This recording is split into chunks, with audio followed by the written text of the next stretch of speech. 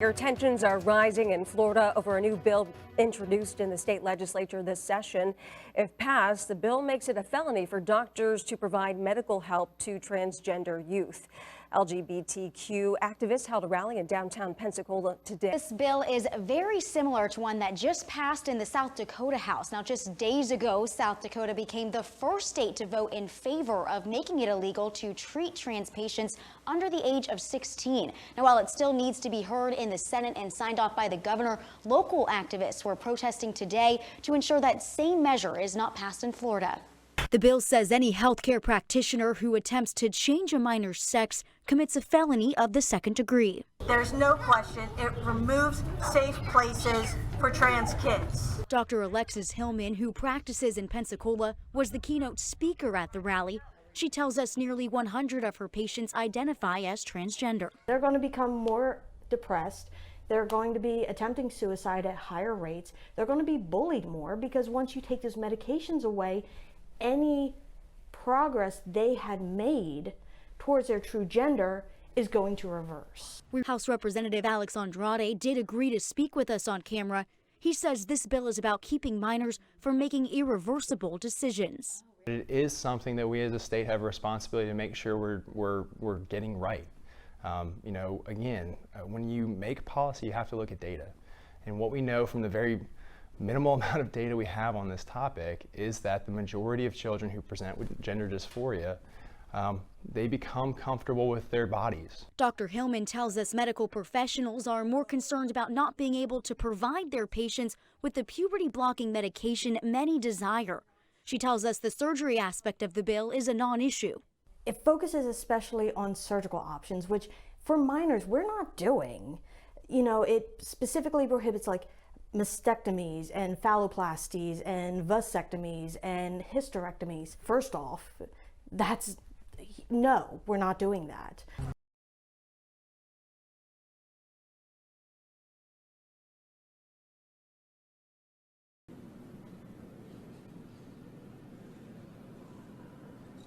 Senate Bill 2536, the Mississippi Fairness Act, is now law.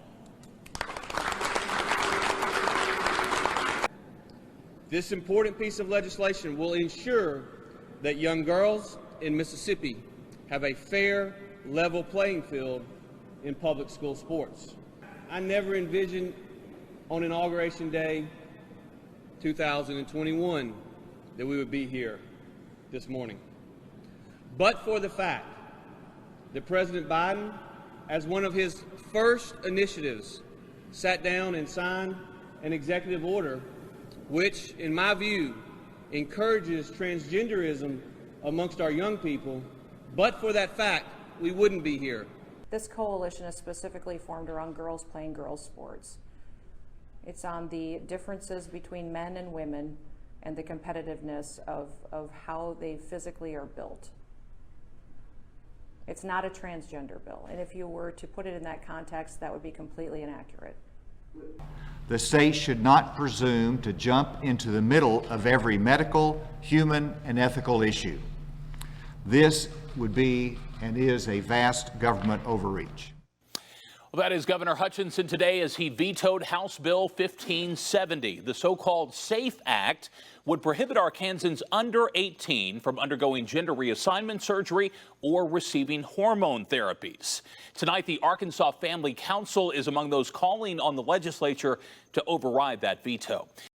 The Florida House took the first step in deciding whether athletes can compete in sports outside of their biological gender. Bob, good evening. Breaking in just the last hour, House Bill 1475 has passed. Now, simply put, the bill prohibits an athlete from competing all the way up at the university level outside of their biological identity. I also hope Congress will get to my desk the Equality Act to protect LGBTQ Americans. For all transgender Americans watching at home, especially young people, you're so brave. I want you to know your president has your back. You got me thinking I'm a fool for you. Every time I fall, you catch me. Every time I dream I have you, don't let me forget. about the truth. Honey, I'll make it do.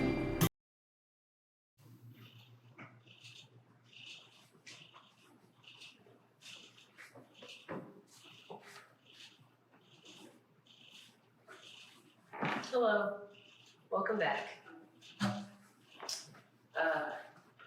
This is night number 3. It's Wednesday, the 22nd. If you haven't already checked out these shirts, they are only available for 3 more days. And they're like 26 bucks. They're my lyrics, they're helping me to raise money for top surgery, and they're really nice. So if you haven't ordered one, feel free to do that. There's a link in my bio. Otherwise, I'm gonna go ahead and get started with a newer song. I don't think this is gonna be on this first part of this album, but I do play this out a lot.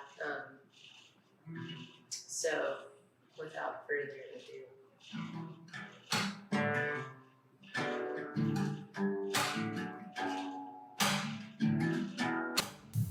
My name is Hane, which I use they, them, their pronouns, and I'm a non-binary person.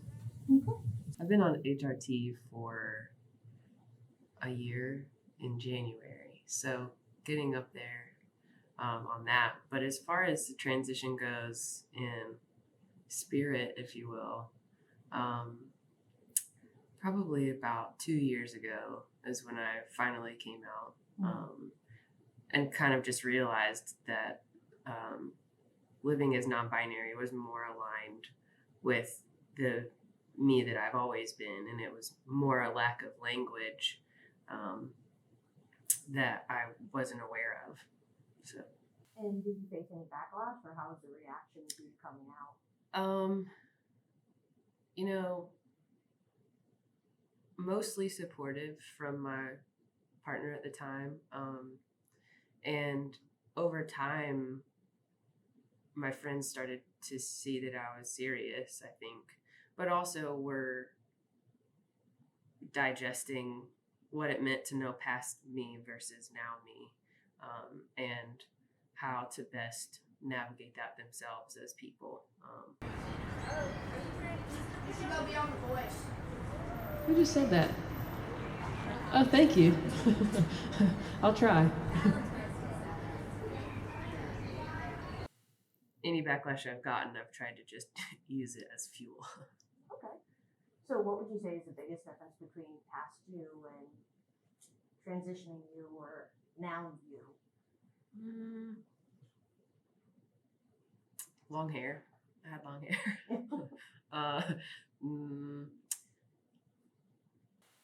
I think that this whole transition alignment is like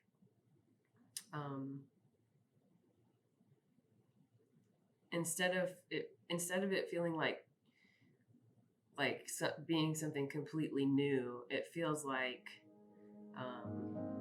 getting back to what I thought life was when I was a kid.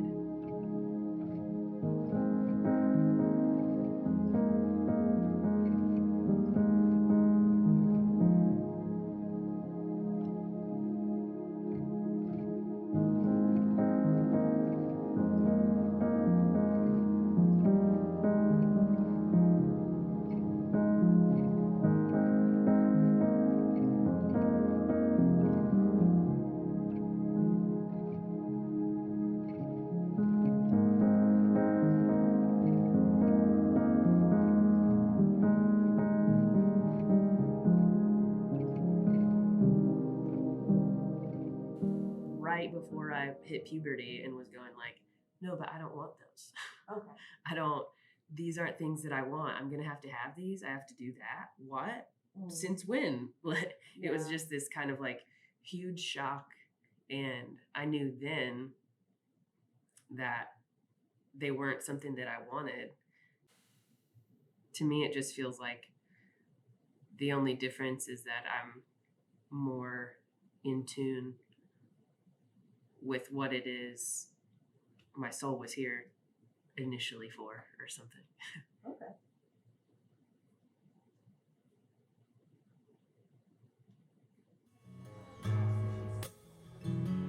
I walked into that still house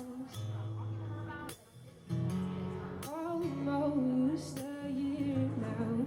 Well, the baby stuff on the couch, and I try not to wonder where you are now. Whatever it is, I hope you're happier now. And I hope y'all sneak off to make out. I hope y'all never get found out. 'Cause there's never been any proof in you anyhow. What are you looking forward to with surgery? Feeling the sun on my skin. Yeah.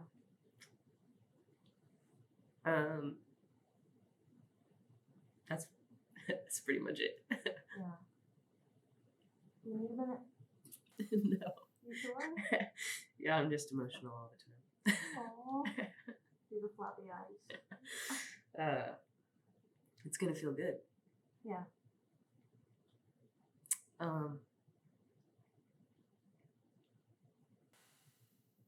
And I feel like I'll finally be physically presenting in a way that's understandable. It might be confusing to people, which is fine. I'm already confusing to people. For so long, I avoided the mirror. Like, I wouldn't, if I looked in the mirror, it was like to make sure I didn't have like bumps on my face, or, you know, like I didn't look into my own eyes. I didn't look at my body. If I did, it was like, you know, to make sure there wasn't a wardrobe malfunction. But I didn't spend time in front of a mirror at all. Pre-transition, there are a number of triggers that people experience, and that's anything that really shoves their assigned gender in their face. And that includes looking at photos, looking in the mirror, because what they see doesn't reflect back who they are and who they truly feel themselves to be. So imagine a cisgendered woman looking in the mirror and seeing a full beard and body hair every time she looked in the mirror. You could understand why she doesn't want to look in the mirror. Unfortunately, behaviors such as this, not looking in the mirror, not looking at pictures, can be confused with body dysmorphia. Body dysmorphia is a distortion of what is perceived in one's reflection, in one's appearance in the mirror. And that is not what transgender people experience. What they see is very clear, and it is the truth of what they see that causes the pain. So, for example, the person with body dysmorphia will look in the mirror, and it's very frequent that people with weight issues and eating disorders will look in the mirror and see a distortion of what they truly are, and they will see more weight than they actually have. That is not the case with a transgender individual. The transgender individual, in fact, sees their weight correctly. Unfortunately, they see all of the little things of secondary sex characteristics associated with their assigned gender. So they see, in the case of trans women, muscle mass and veins and body hair and skin that is not soft. And it is all of those things that they see that cause dysphoria to arise in them, and therefore makes it painful to look in the mirror. Something that's so simple that the rest of us get to do without thinking twice. Until realizing that I have been non-binary this entire time, I felt so disconnected from my body and wasn't paying attention to any of it. Only an injury, you know, only, it's kind of like you hear about people saying that you can't just pray in emergency situations, you know? Mhm. It's kind of like my body started to become a constant emergency situation in order for me to pay attention to it, to know that it was real and here for a purpose.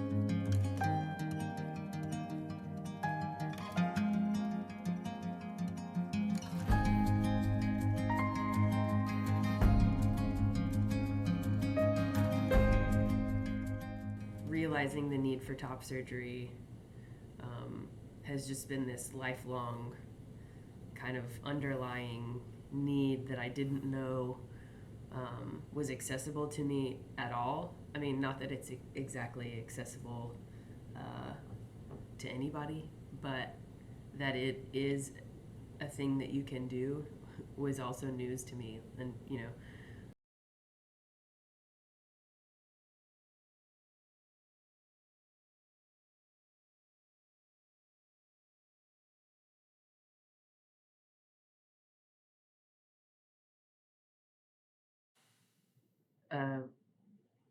about a year ago,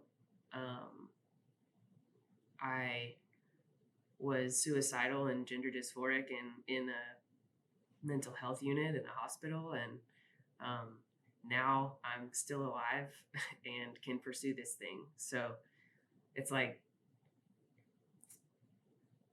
while I could beat myself up and make myself feel bad about having to use top surgery money for living expenses, I also am understanding with myself that I have to be living to have top surgery. Yeah. So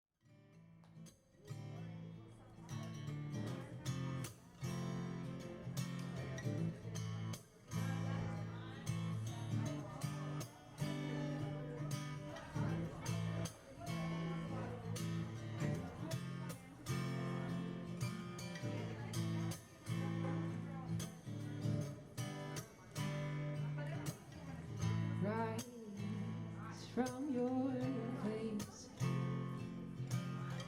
gaze into me, hide away from everything. Let your fingertips take you where you wanna be, and I can hear you saying, mercy, mercy, mercy. I ain't never letting go of this curse you laid on me. Feels like I'm getting back my soul, every breath driving me, and it's feeling to your bones. Mercy, mercy.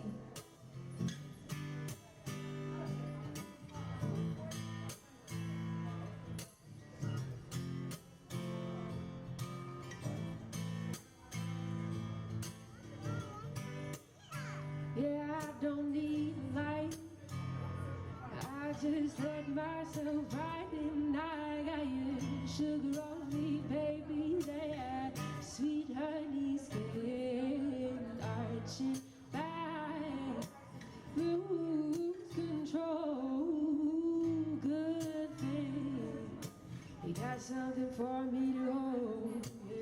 Mercy, mercy, mercy. I ain't never letting go of this curse you laid on me.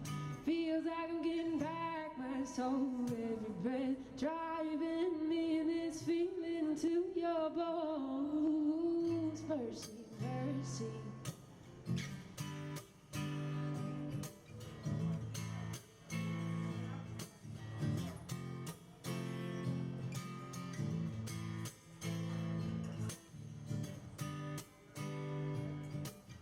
Mercy, mercy, mercy.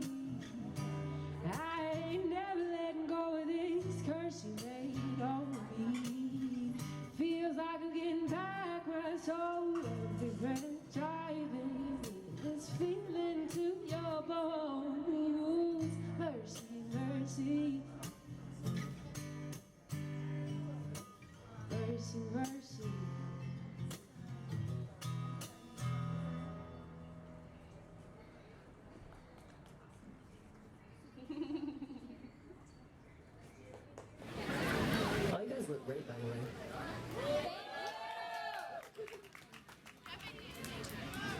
you.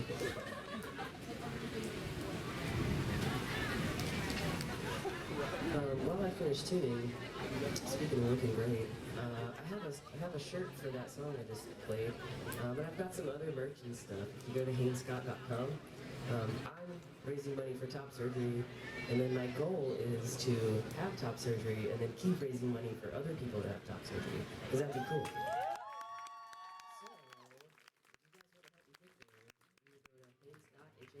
HANESCOT.com, and go to shop, and then click on the merch, and there's all kinds of cool stuff there, like a coffee cup for matching PJs and coffee cups. There's some I love you sign shirts.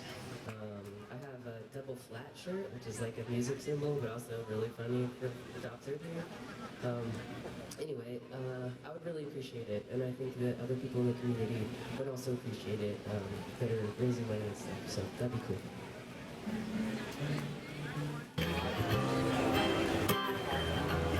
This is a song called Making Do, and it's about doing the best you can even when people can't see you. There have been times I thought I couldn't last a couple more days.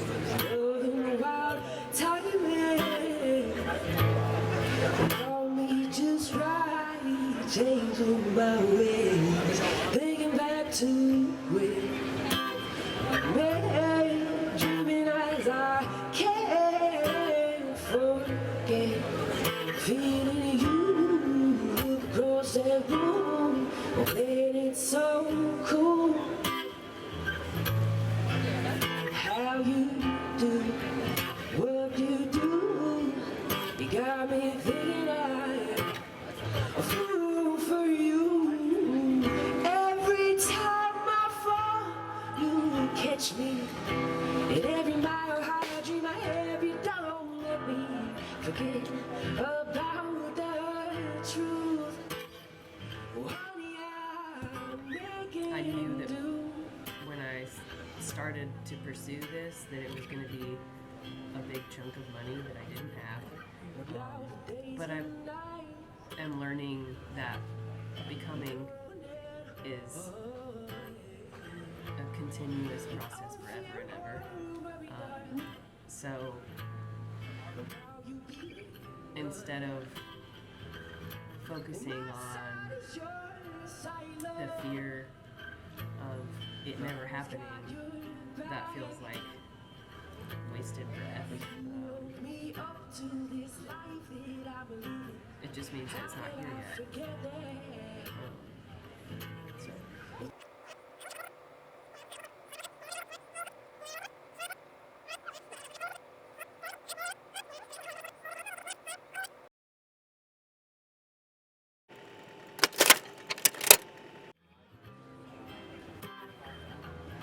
This is a song called Making Do, and it's about doing the best you can even when people can't see you.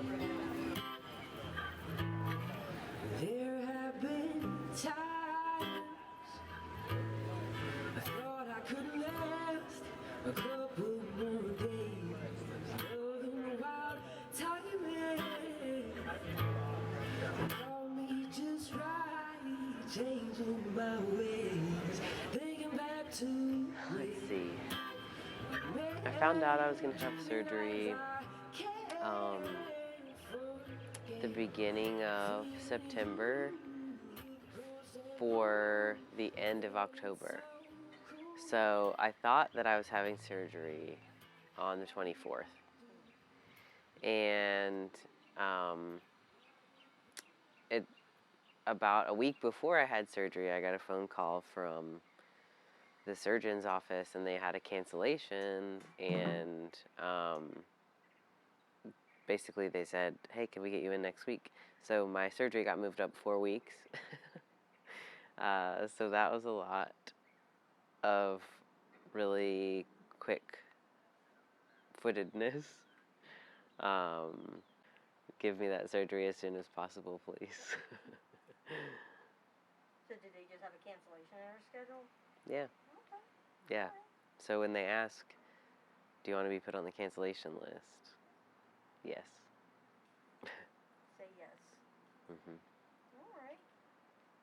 So, what was the night before like? Like jitters or okay, or? The whole process was really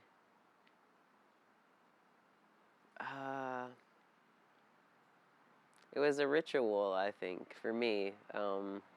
I've been personally diving back into my different heritage that creates the mutt that is me, and I have found that through this alignment for myself, it's been much more like a rite of passage, like a coming of age again.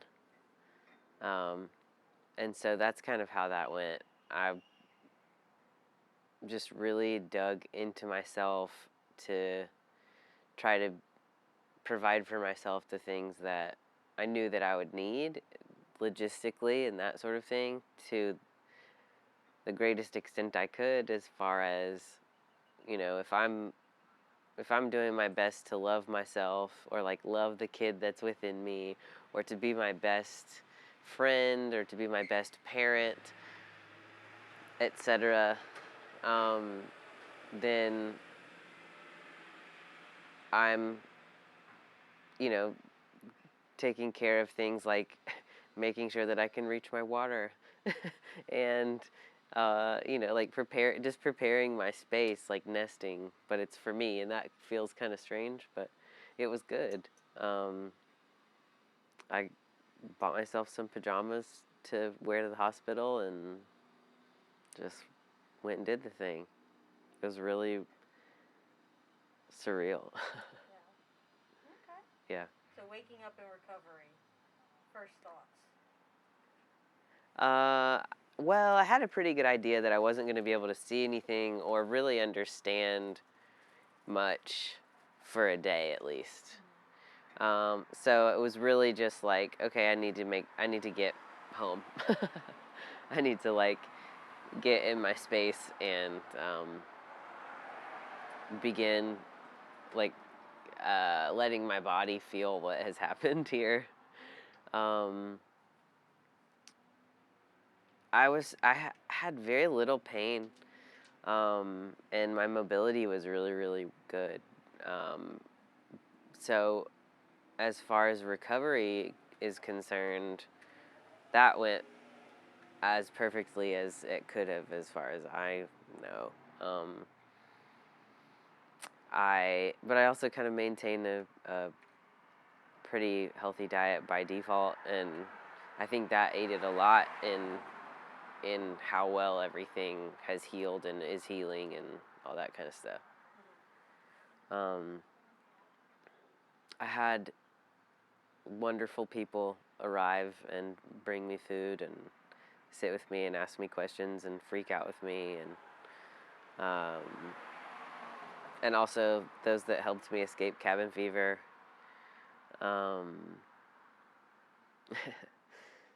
Just overall, such a fulfilling thing to experience.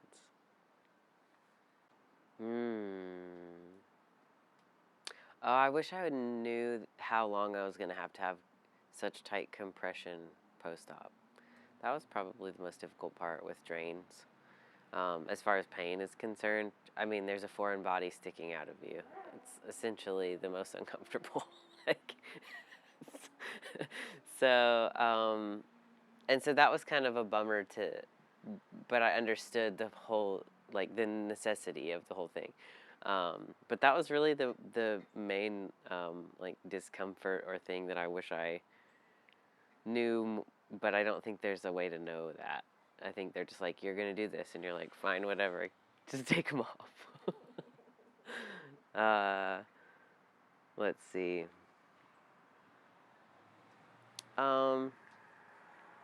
It was really all just kind of common sense stuff. If a doctor says you're not going to be able to use your arms for this long, or you know yourself well enough through some other kind of surgery or injury or something like that, you have an idea of where your pain tolerance is. So it's kind of like, okay, I'll move the things that I need to move so I can reach them.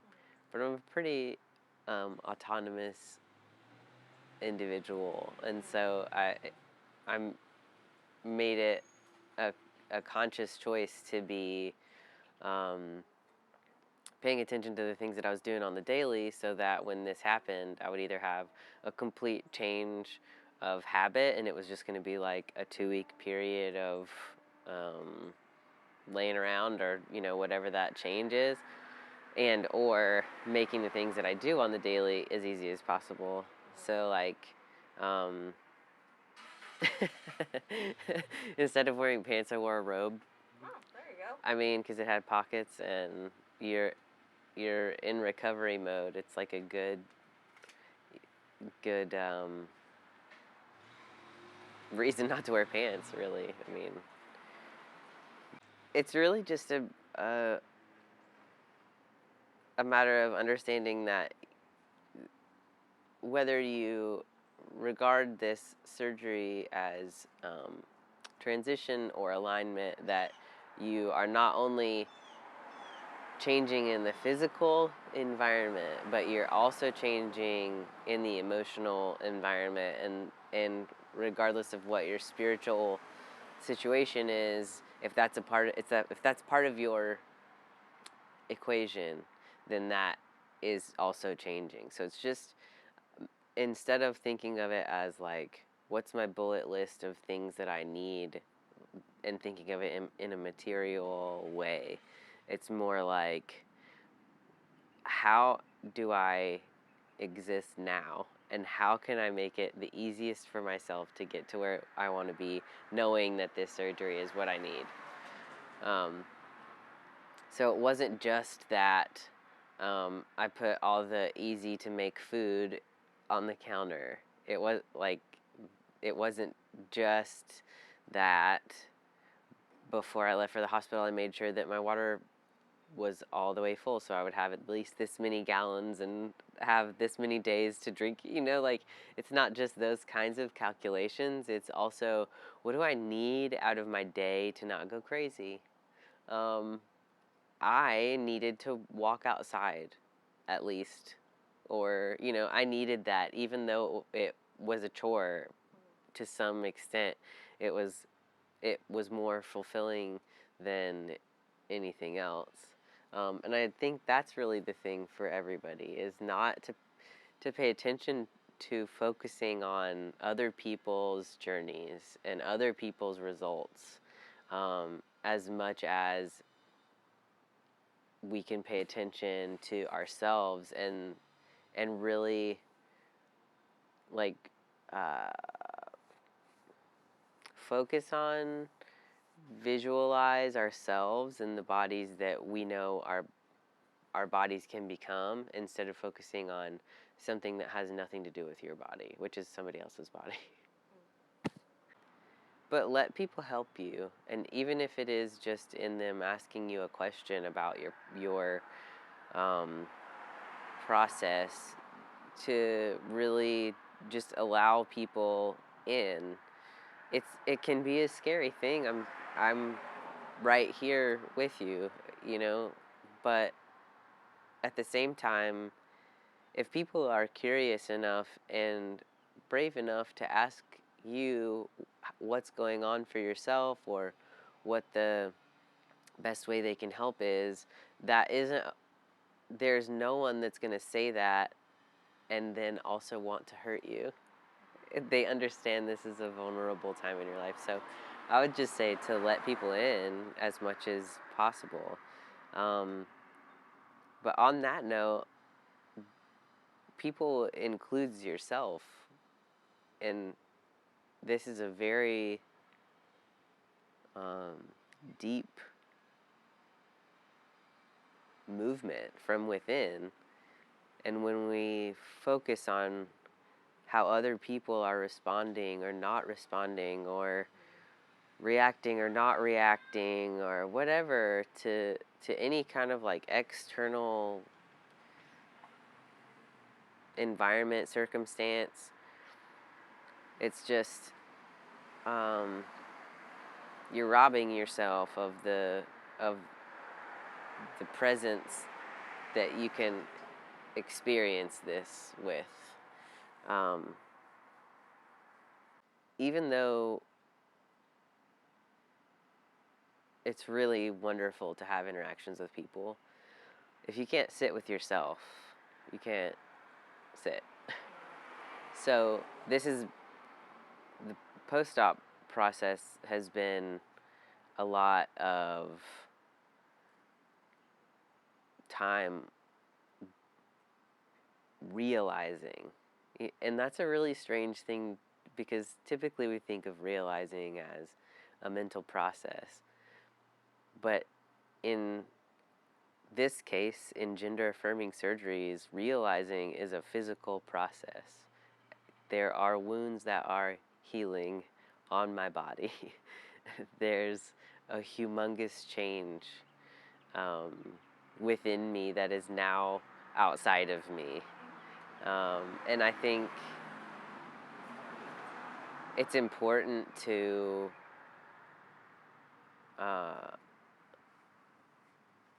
really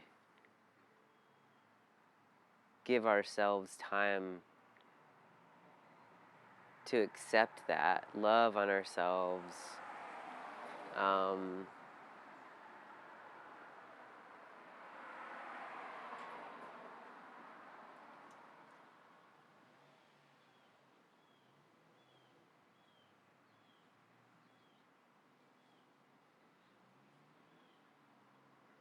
Yeah.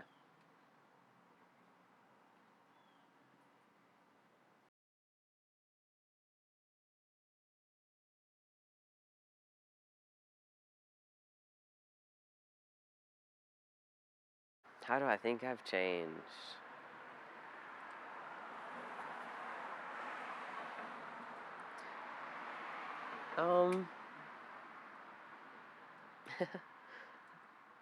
I'm not sure. I think that I feel very, very much the same. I think that if anything, my energy has changed because I don't feel as awkward walking around. But at the same time, I just feel a new kind of awkward now.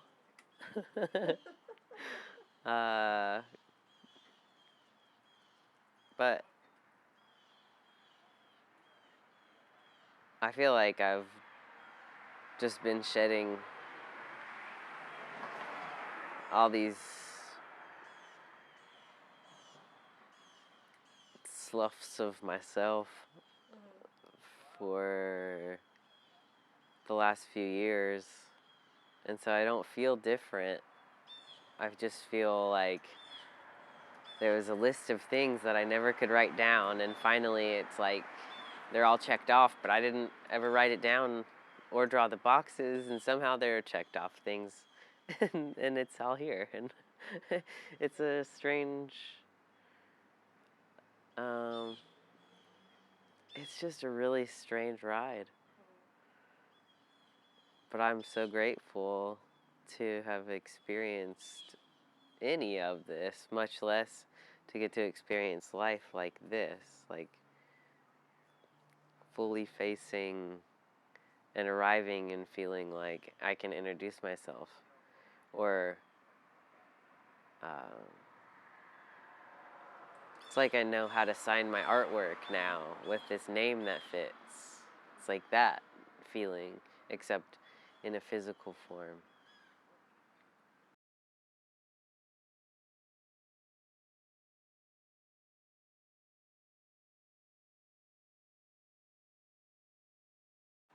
I'm not sure.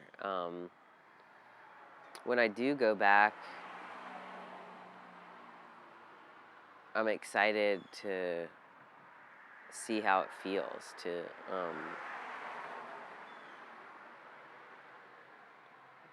kind of like the same thing of just like really showing up.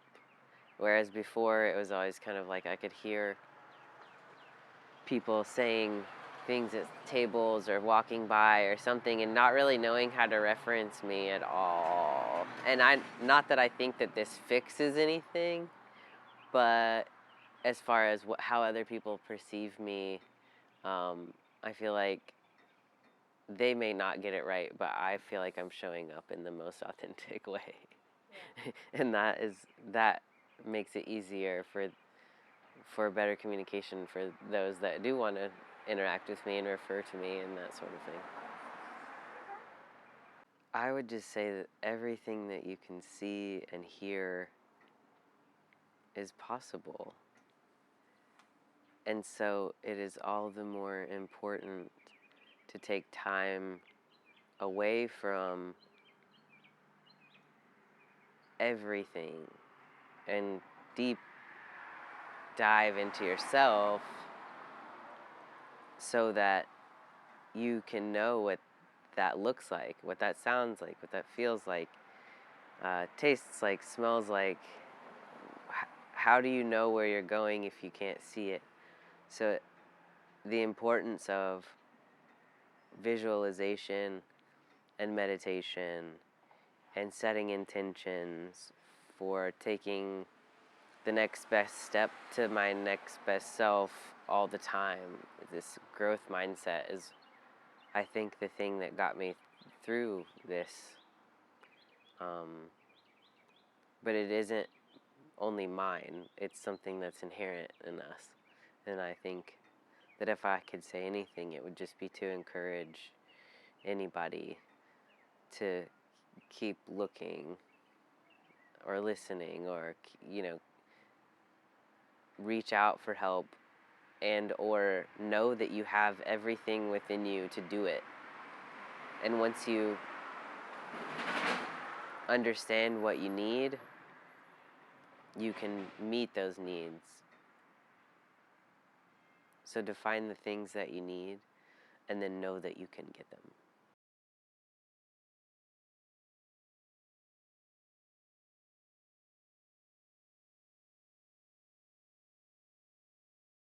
I think it would have been cool if we never oppressed anyone and removed specific spiritual and societal roles for all kinds of humans.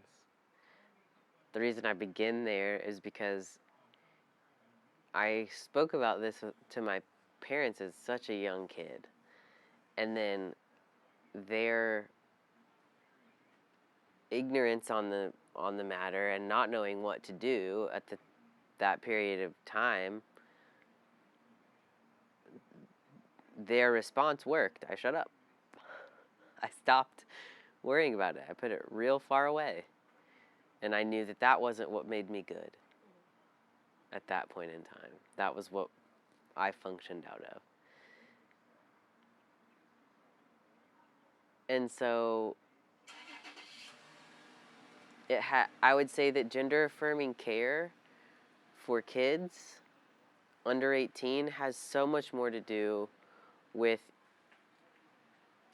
whole family intervention and education and therapy, because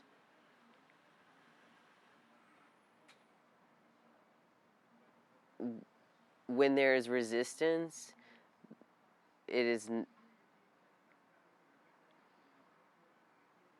when there's resistance from a parental role, from a caregiver role for a kid, it is traumatizing to have to deal with trying to speak to an adult as a child, as a minor, with another adult who may or may not be supportive of you in the room, especially if you don't even know what to ask for. It is not the responsibility of a kid, a teenager, to know what to ask a doctor. Nope, that's not it. So if a parent doesn't know what to say and doesn't agree with what their child is asking for, how likely is it that care will happen in the best possible way? So As far as gender affirming care is concerned, absolutely, definitely. But I think defining what that includes is also a really, really important part of making that successful. Instead of it just becoming something that promotes kids having to become adults too soon.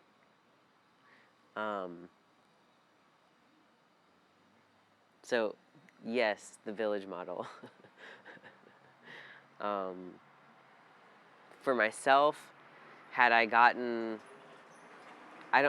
it's like there isn't even a space for that to have occurred, unless my mom were to have brought it up to a pediatrician. But that wasn't going to happen in '94. So, it's a,